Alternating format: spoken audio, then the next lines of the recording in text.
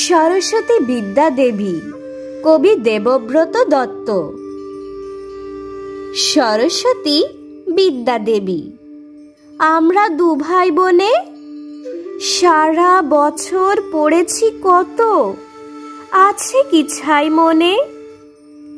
বই দেখো তো চতুর্দিকে, ওরে বাপ রে বাপ, এসব ছাড়াও সেলফে আছে অনেক পড়ার চাপ। পাহাড় প্রমাণ আমরা পড়ি, নদী প্রমাণ লিখি। তুমি বলো এই মাথাতে আর ঢোকাবো কি কি? বিদ্যা দেবী, তুমি নিজে বলবে বাবা মাকে একটু যেন খেলতে দেন লেখাপড়ার ফাঁকে।